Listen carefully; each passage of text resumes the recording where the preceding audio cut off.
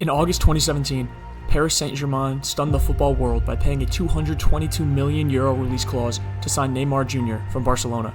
Overnight, the Brazilian forward became the most expensive player ever, breaking the $105 million record set by Paul Pogba the year before.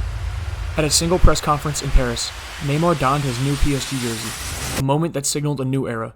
This blockbuster deal not only made headlines but single-handedly raised everyone else's valuation in just under a year. In other words, when Neymar's club cashed in, clubs everywhere started demanding far more money for their stars.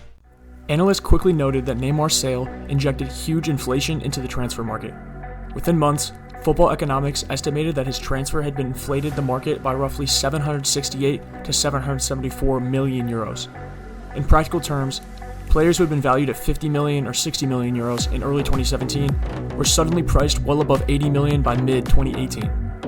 One explanation is that PSG's windfall gave Barcelona unprecedented spending power, which in turn weakened their bargaining when they needed replacements. For example, Barcelona used Neymar money to buy Ousmane Dembélé, Philippe Coutinho, and Nelson Semedo, reportedly overpaying by an average of 58 million euros for these three signings. Even on the next levels of the market, transfers were pricier than ever. Ultimately, commentators described this shock as the quote Neymar effect, a domino that made big transfers feel more routine. As one analyst put it, quote, transfers are becoming much more expensive for everyone, following Neymar's move. In fact, Barca's treble-winning coach, Luis Enrique, later quipped that a crazy-sounding transfer today might look like a normal one in a few years. Marcelo Beckler, the reporter who broke the Neymar news, observed that the fees like 100 million euros paid for Cristiano Ronaldo or Gareth Bale once seemed insane, but by 2025, 80 to 100 million euros for top players is expected. Almost immediately following Neymar's switch, record fees kept tumbling. PSG turned themselves around and secured teenager Kylian Mbappe from Monaco in a deal eventually worth about 180 million euros, just weeks later. Barcelona, flush with cash, spent 96.7 million euros on Ousmane Dembélé and 106 million euros on Coutinho, trying to replace Neymar. Even beyond PSG and Barcelona, inflated prices rippled through Europe. Liverpool paid 75 million euros for defender Virgil van Dijk, making him the world's most expensive defender, and Manchester City spent 52.7 million euros on Aymeric Laporte, deals that might have seemed unthinkable a few seasons earlier. This new baseline for transfers became the quote new normal. For perspective, imagine that one Borussia 737 aircraft could be bought for Neymar's price. By 2019-2020, breaking 8 figures had become routine. Clubs felt freer to place 100 million euro price tags on emerging stars. In 2021, Manchester City paid 100 million euros for England playmaker Jack Grealish, at the time the British transfer record. And in 2023, Real Madrid shattered England's all-time fee by signing Jude Bellingham for roughly 103 million euros. Even mega clubs in Asia and the Middle East watched these prices, often matching them for global stars. However, not every headline transfer paid off on the pitch. Big clubs kept betting that splashy fees would buy success, but as one goal commentator noted, quote, spending big doesn't always guarantee success. Too often, the price tag proved a burden on player or club alike. Critics started calling some signings expensive mistakes or overpriced gambles. For example, Philippe Coutinho from Barcelona in 2018. Signed to replace Neymar for 160 million euro, Coutinho struggled badly to adapt.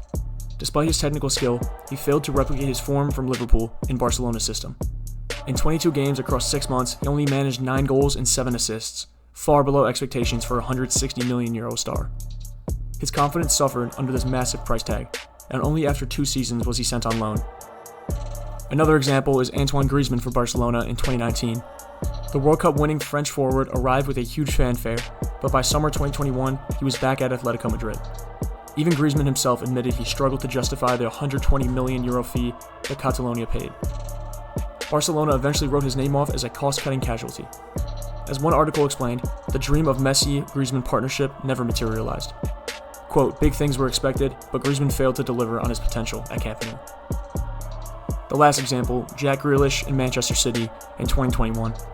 England star Jack Grealish became Britain's most expensive player when City activated his release clause, but the early returns have been mixed. In his debut season, he helped win the Premier League but only scored 6 goals and 4 assists, far below the output many expected for 6 figures. Critics immediately questioned whether he's worth the 100 million euro fee, as one review put it.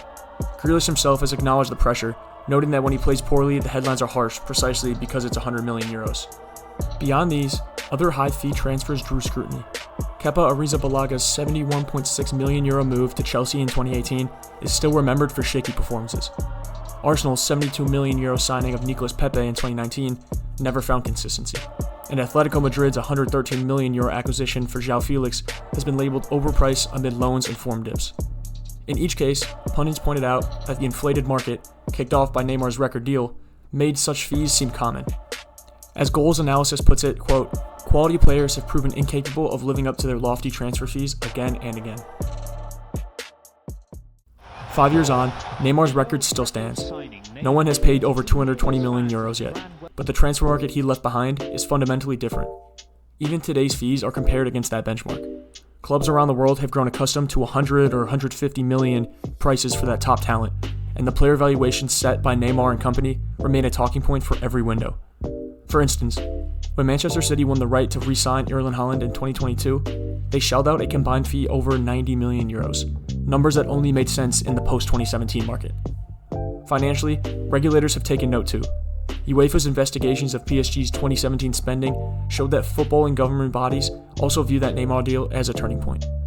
Today's clubs balance eye-watering prices with tighter budgets, partly because that one blockbuster reshaped sponsorship, wages, and even TV deals.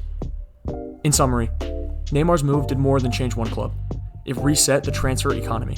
The $200 million glass ceiling he broke has yet to be recapped, but its effects are clear. A decade worth of transfers, from Coutinho to Griezmann to Grealish and many others, are measured against that yardstick Neymar introduced. As one writer puts it, quote, "The transfer market blew wide open after 2017. And so, when fans in 2025 see an announcement of a €100 million plus signing, they implicitly remember Neymar's record. It remains the benchmark that made sky-high fees the normal. The debate continues over who will justify the price tag, a conversation that traces all back to that summer in Paris when Neymar's transfer changed football forever."